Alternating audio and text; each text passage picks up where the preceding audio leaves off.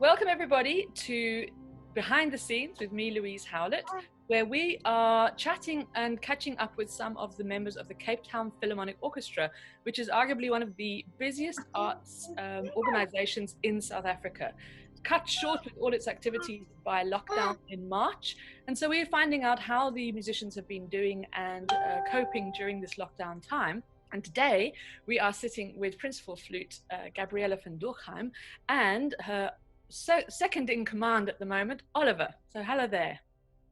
Hi. He's actually my boss. He dictates everything, I'm afraid. Oh, so you're now the sub principal and Oliver's taking. Yeah, exactly. At least in this household. That's good. That's good. So we've been asking the members of the orchestra, how have they been coping during this lockdown period? I mean, you had opera, you had ballet, you had symphony concerts all cancelled, and it was quite a shock to the system, one can say. But I guess you've had your hands quite full, so maybe there was a silver lining to this time at home. So, I mean, I think like for everybody, this lockdown was both tough and good for me. This is the longest I've gone without ever playing in an orchestra since 2002. So since 2002, I think the longest was literally our holidays, which were like at the very most 4 weeks long. And then we would be playing again. So I think, as most of the orchestral musicians, I'm desperately missing actually everyone and being able to play for an audience. That being said, it's been wonderful to be able to have this time with Olliver. Well, wonderful. Let's not be too unrealistic about it. It's been trying, obviously, at times. He's a busy little 1-year-old, and it's also bonded us a lot more than we would have been bonded if it had not been for the lockdown, I think. What's been keeping me busy?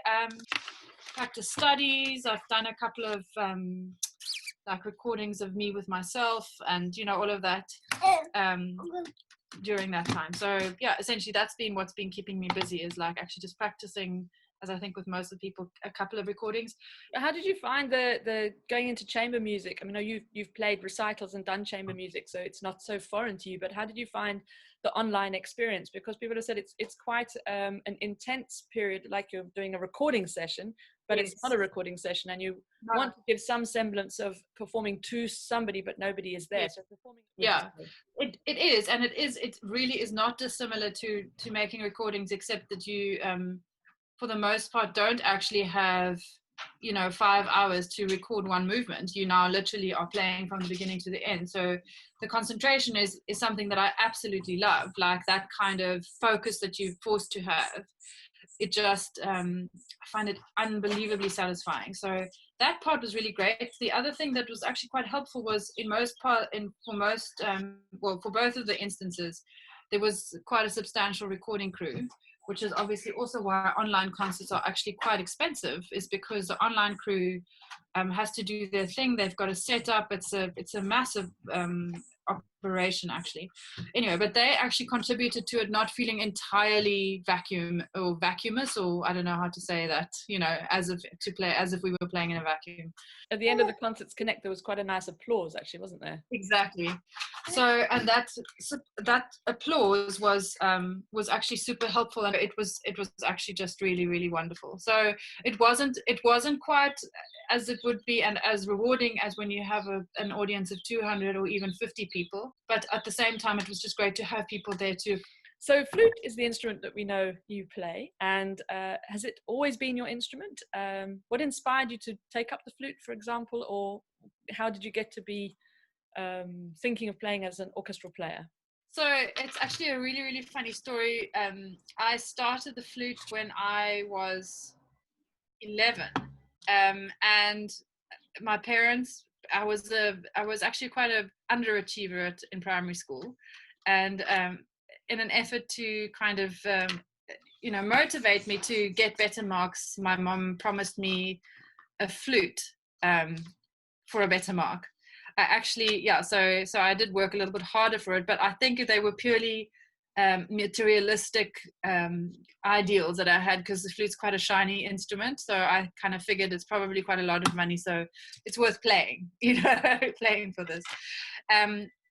And what I obviously didn't realize that when I agreed to to work harder so I could get my marks.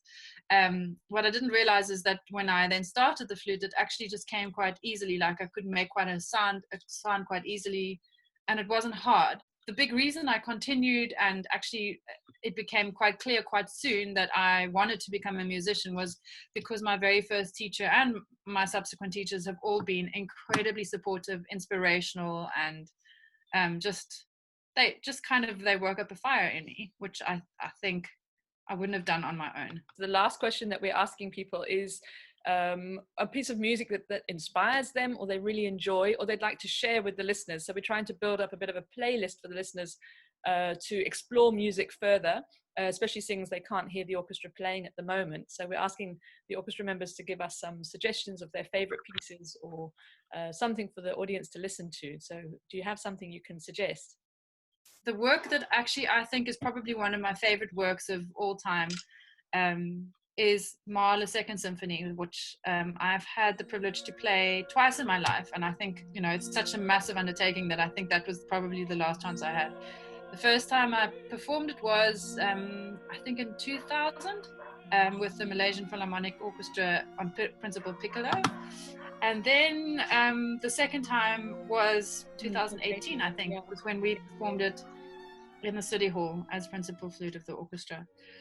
The work is just completely inspirational. It's, it kind of busies with you with so many wonderful topics, and you can really, really feel that connection to the divine, whatever that is for you, Brilliant. Well, thank you very much for your time. I have a feeling that your son is eagerly wanting you back, and so is your dog by the sounds of it too. Well, he's having a nap now. Oh, great. The one is down, but I can hear the dogs barking. So I'll let you back to your busy day. Thank you for sharing with us behind the scenes a little bit of your story. And thank you, everybody at home, for watching. Please do email us on info@cpo.org.za if you have any questions for Gabriele or any of the musicians. And subscribe below. I think that's what the thing is to do these days with YouTube, so that you can listen to more of these interviews and find out more about the Cape Town Philharmonic Orchestra and what goes on behind the scenes. So thank you very much from me, Louise Howlett. Thank you to Gabriele Von Dürckheim, and until next time, goodbye.